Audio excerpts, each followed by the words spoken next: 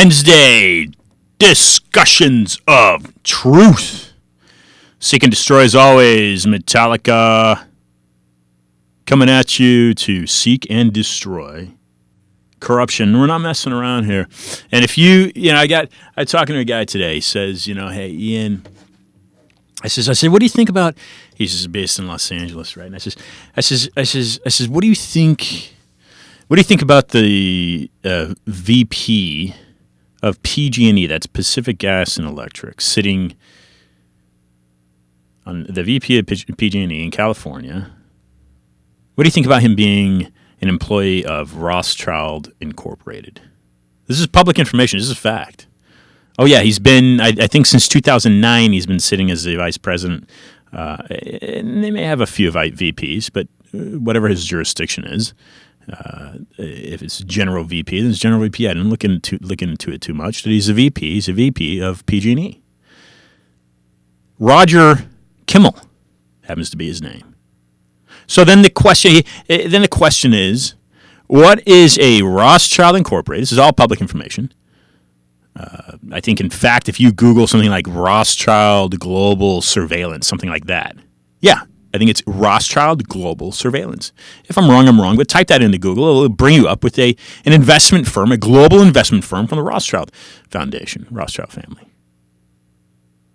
So what is a VP of PG&E? What is basically an arm of the Bank of England doing, investing in, or directing the affairs, rather, of Pacific Gas and Electric?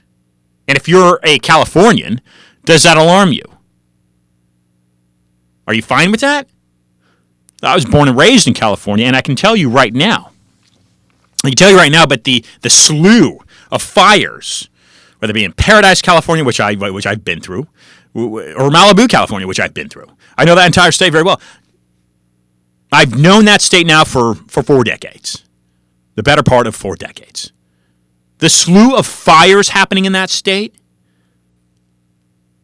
is not normal. It's not normal. Are you kidding me? This is not normal. This is out of the ordinary. So then the question becomes, is it purposefully set? Are these fires purposely set?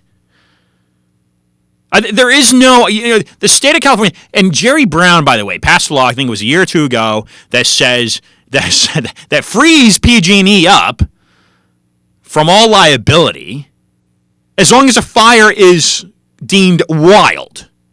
So if you have your smart appliances or your smart the smart meters in your phone, and if it's faulty, and look, as long as the investigation deems it wild, then it's on the taxpayer, it's on the homeowner.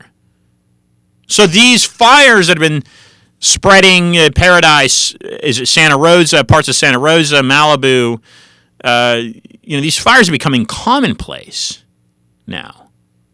And as long as the state deems them wild, like, some guy started with a cigarette butt or, the quote campfire, then PG&E's off the hook.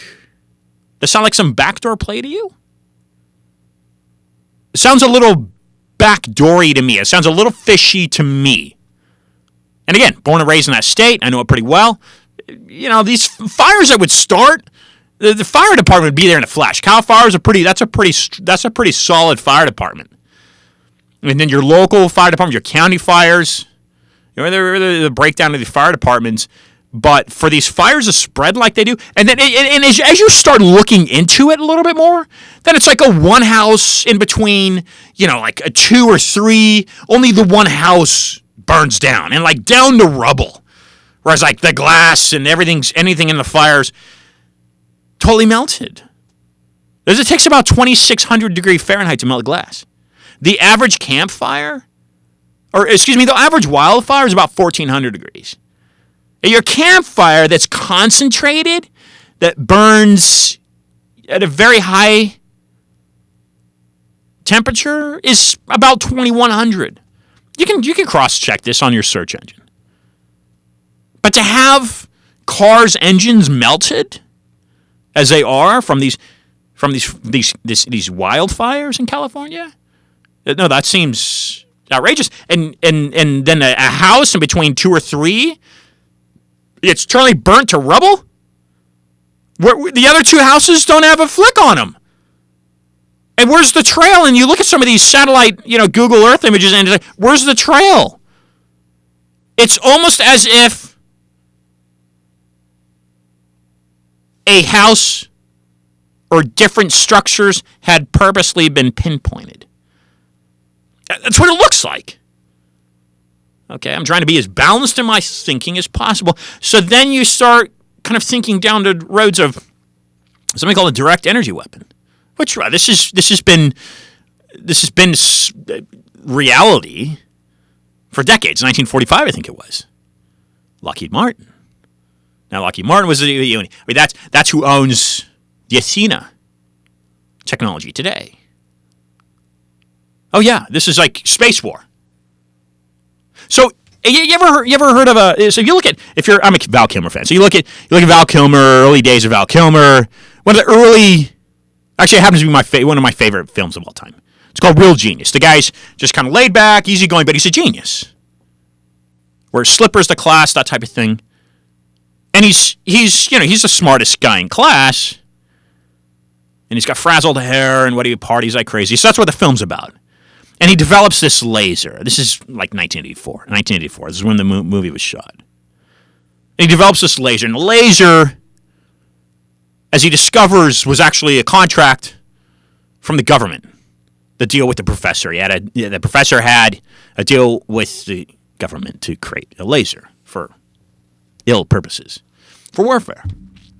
And once this character, I think his name is Chris, finds out what the laser was going to be used for, he plays a prank.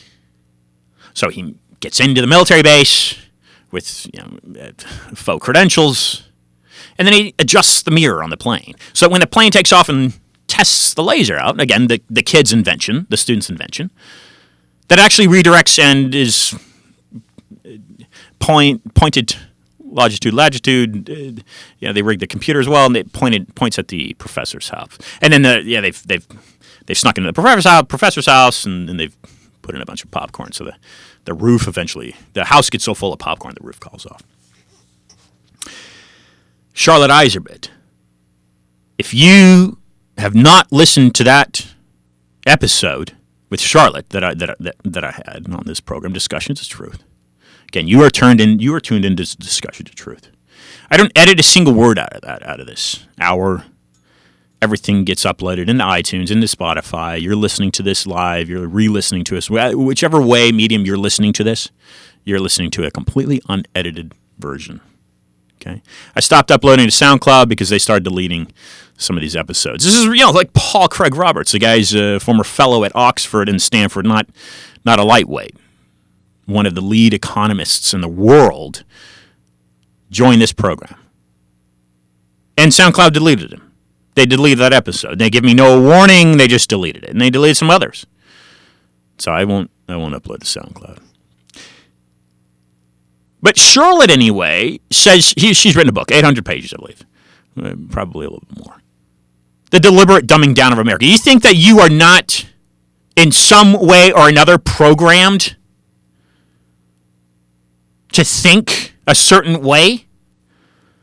So in the 80s, Hollywood's putting out a movie about a kid genius developing a laser for ill purposes. Well, he wasn't developing for ill purposes, but the contract was certainly going to use it for warfare. Look, I think any violence is ill. Well, what do you need violence for in life? What do you need? How do you need? Why do you need to solve your disputes in a violent manner? That's completely outrageous to me. So I don't like guns. Now, I support anybody's right to own a gun. Of course, I'm very appreciative of the U.S. military. You got to protect yourself. You got to protect yourself. Don't get me wrong. But it's a very weak mental state to have to resort to violence to solve an issue. It really is. It's just a very weak mental frame of mind, in my opinion. Okay? So, anyway, ill purposes laser. So direct energy weapons. Is that what's going on? Is that what's at play here? And again, if you couple it with the Bank of England having an interest in PG&E. So then my next question to you is, as an American or wherever you're Canadian or a Mexican or a China person, Chinese, wherever you're listening, maybe listening to, and Italian, whatever. Look, there's no doubt in the fact. There's no doubt that the United States is a top dog. Globally, it just is. I attribute that to the freedoms that the Constitution gives it. But if you're an old European monarchy, let's take, for instance, England. They had a motto, right? The sun never set on their empire. You've got this new way of life, this new creation, deem themselves independent from you. This is the United States. The Constitution written just after 1776. I think it's like 1784, something like that. 70. Okay, you've got this Constitution. It's giving... Now, you can debate who that was written for, but the fact of the matter is that this is what Martin Luther King fought for. We've had some great Americans that have fought for that because it says, we the people. That's how it's written. Okay, so it's meant to give the masses freedom and liberty and freedom of speech, freedom of religion. But if you're used to dominating all the naval trade lines globally, you're dominating the opium trade, you're dominating the oil trade, you're dominating the banana trades, whatever, the Banana Republic, right? I mean, the British were. And this American country is gaining strength based off of their constitution, which is liberating for people. What's your tactic? How do you fight them? Do you become friends with them? Which is what they're our closest ally, right? But let's not forget, the French actually were our initial ally. They helped us beat the British. The British aren't stupid. I hate to use that word frivolously, but the British aren't unintelligent. The British are extremely intelligent. Oxford, Cambridge. Could it be that they have outthought America? Could it be that they would attempt at least to outthink that Constitution? How could they do that? Why would a Bank of England employee have any interest in manipulating or managing the affairs of PG&E in California? I think I said the word right there, to manipulate. Manipulation. Is that what the Federal Reserve is? That's only my question to you, as a free human being. To say what you want, to breathe how you like.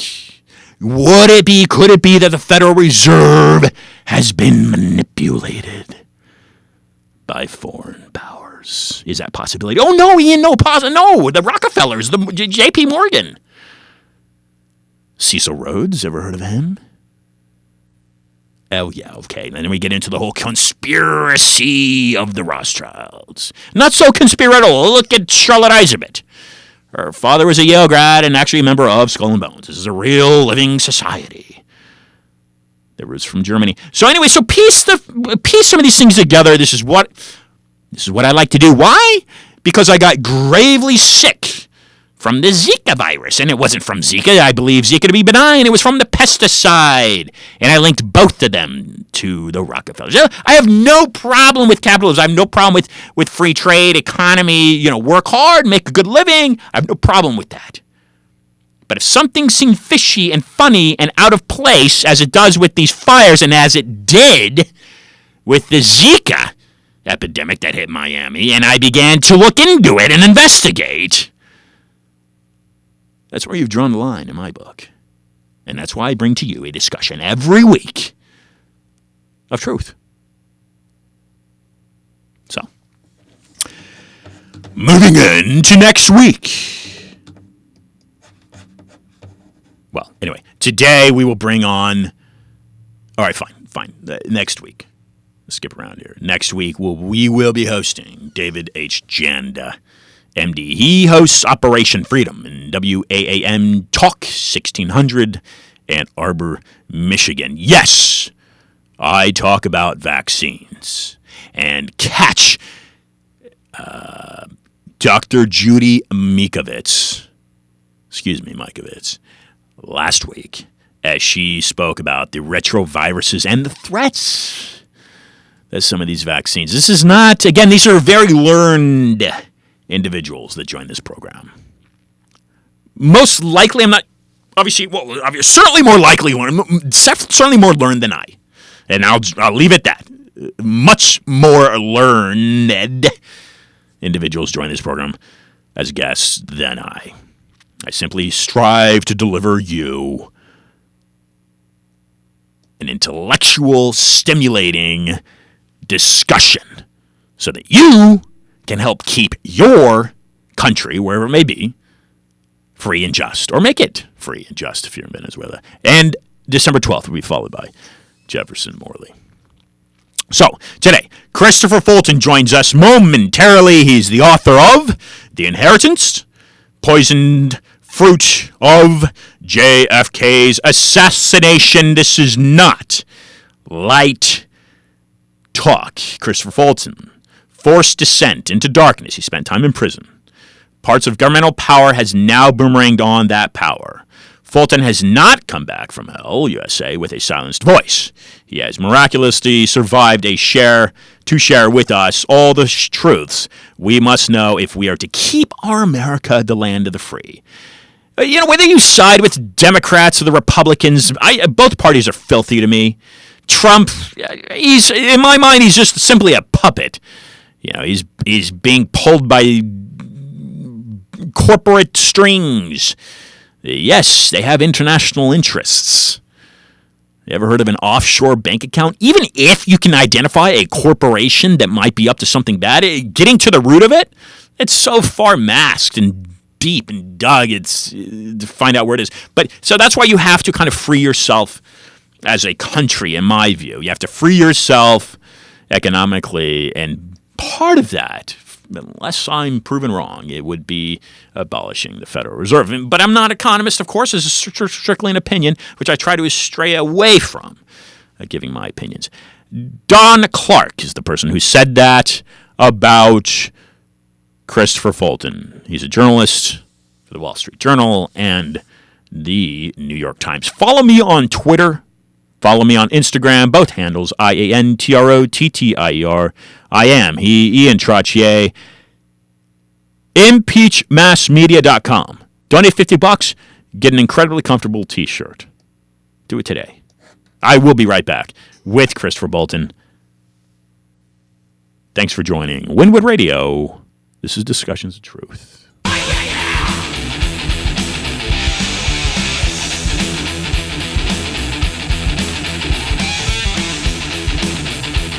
Yeah.